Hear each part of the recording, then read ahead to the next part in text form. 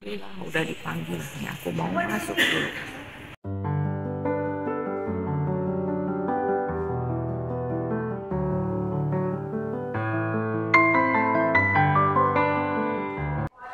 Nah teman-teman, ini aku udah dari dokter dan dokter menyuruh untuk cek darah, USG, pokoknya cek semua.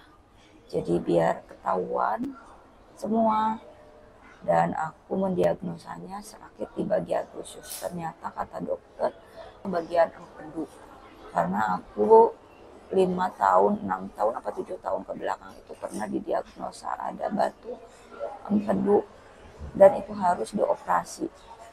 Cuma aku bertahan untuk nggak dioperasi dan mau diobatin aja. Ternyata sekarang kumat lagi teman-teman. Jadi ini aku mau nanti cek hasil dari USG-nya seperti apa. Jadi ikuti terus teman-teman. Nanti kalau udah ada hasilnya aku akan ceritakan seperti apa sakit yang aku rasakan selama ini. Ini lanjut ya, aku mau ke lab. Aduh, aku paling stres kalau udah ambil darah teman-teman. Ya kita udah ambil darah teman-teman, jadi lanjut ke lantai 1 turun dulu untuk USG. Kita lagi nunggu lift dulu karena turunnya pakai lift aja. Nah ini kita mau ke ruang untuk USG. Saya nanti sebelum apa saja ke Indomaret dulu ya, beli minum. Nah ya antarin situ.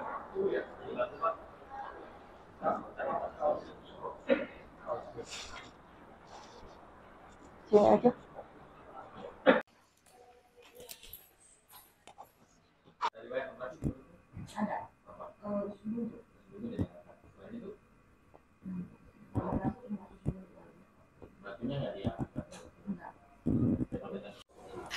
Nah teman-teman, ini aku udah selesai USG, lagi nunggu hasilnya setengah jam. Dan untuk cek darah nunggunya hasilnya 1,5 jam. Jadi ini aku lagi nunggu di tempat radiologi ya.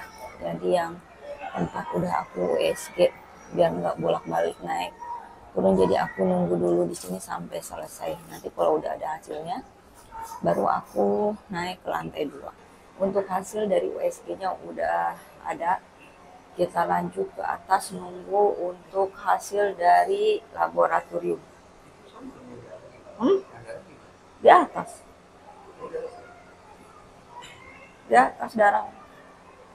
Jadi kita lanjut ke atas dulu teman-teman. Nah ini suamiku lagi nanya di lab untuk hasilnya udah selesai atau belum. Oh katanya bentar lagi. Nah ini untuk hasil USG dan ambil darahnya udah ada. Kita lanjut untuk ke dokter internis lagi untuk membacakan hasil dari hasil lab dan USG. Semoga hasilnya baik, tidak ada yang gimana-gimana gitu ya. Lanjut nunggu di depan pintu ruangan dokternya. Rame, udah mulai rame. Kita nunggu di sini aja biar dipanggil nanti. Nah ini udah selesai untuk pemeriksaan, udah beres. Jadi kita lagi di asuransi dari sini nanti ke tempat obat yang untuk pengambilan obatnya. Alhamdulillah ini udah selesai di asuransinya dan aku lanjut untuk menuju ke farmasi untuk pengambilan obatnya. Dan ini yang mau ngambil suamiku, itu untuk farmasinya ada di depan teman-teman. Jadi aku nunggu di bangku di belakang sini aja ya. Nanti aku sambil bercerita apa hasil dari pemeriksaanku ini. Nah teman-teman, nih aku mau cerita ya apa yang terjadi di badanku. Tapi sebelumnya ini aku pakai suara belakang karena mikrofonku ternyata nggak nyala teman-teman. Jadi selama 3 hari ini perutku sakit teman-teman. Jadi sakitnya tuh di ulu hati dan itu sakitnya tuh kayak kram gitu teman-teman. Dan sakitnya pun muncul hilang. Jadi nggak flat, sakit aja kan kalau misalkan sakit mah ataupun lambung itu kan sakitnya terus-terusan ya teman-teman. Ini enggak. Dan selama 3 hari itu aku minum obat mah enggak reda-reda. Makanya kata suamiku itu kayaknya lambungnya kena. Terus aku bilang enggak ya, ini bukan lambung. Maksudnya bukan emah, bukan asam lambung. Pokoknya ini sakit yang aku rasakan beda dari biasanya yang aku rasakan kalau lambungnya lagi kumat. Nah, terus selama 3 hari itu diiringi dengan diare, teman-teman.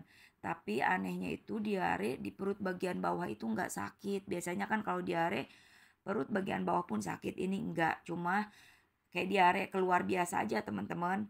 Terus akhirnya aku searching dong di Google apa yang terjadi di badanku dan aku menemukan bahwa indikasinya seperti radang usus. Dari situ aku mulai ketar-ketir teman-teman, takutnya bener itu radang usus. Jadi malam itu juga aku memutuskan pokoknya aku harus ke rumah sakit walaupun perutku udah nggak sakit karena aku takut terjadi sesuatu. Nah, jadi di hari ketiga itu pas aku ke rumah sakit, ini udah hari ketiga teman-teman. Jadi pas aku ke rumah sakit, aku nggak bisa ketemu dengan dokter dalam yang aku biasa pegang ya, yang megang aku maksudnya teman-teman. Jadi ya udah aku pakai dokter yang ada aja. Terus dari situ aku dicek dan dokter karena aku menunjukkan bahwa aku sakitnya di ulu hati, dokter ngasih gambaran dari laptopnya tuh bahwa kemungkinan ini dari liver gitu dan kemungkinan dari empedu. Dan aku cerita bahwa aku pernah didiagnosa empeduku ada batu itu di tahun antara 2010 sampai 2015 dan itu harus diangkat, harus dioperasi ya teman-teman. Karena batunya udah 0,5. Cuma aku bertahan tidak mau karena baru aja setahun ke belakang operasi usus buntu. Dan ketika 2021 aku dirawat, ternyata batu empedunya itu udah 6 mili. Jadi sekarang itu aku harus di USG untuk mengetahui apakah batunya masih ada atau enggak. Dan ternyata setelah di USG itu batunya enggak terlihat teman-teman. Yang ada malah yang terlihatnya itu radang di kantung empedunya. Jadi si batunya enggak kelihatan teman-teman. Nah, jadi untuk diagnosa sementara bahwa aku kena radang kantung empedu. Dan nanti kalau 1 bulan masih terasa sakit, aku harus di CT scan untuk memastikan batu itu masih ada atau enggak. Dan yang sangat bersyukurnya yaitu ususku benar-benar bersih sampai dokternya heran. Mungkin karena aku rutin untuk mengkonsumsi rimpang ya, karena rimpang itu kan buat membersihkan usus. Jadi untuk cek dalam bagian perut itu alhamdulillah gak ada masalah semua teman-teman kecuali empedu dan lambung berarti kan. Untuk cek darah alhamdulillah bersih semua kecuali kolesterol jahat atau LDL-nya itu ada di 124, harusnya di 100. Nah, teman-teman, jadi buat teman-teman semuanya, barangkali nyeri ulu hati itu jangan dianggap sepele ya, teman-teman. Tidak selamanya sakit emah, tidak selamanya asam lambung. Jadi tetap teman-teman kalau mengalami seperti itu harus secepatnya konsultasi ke dokter.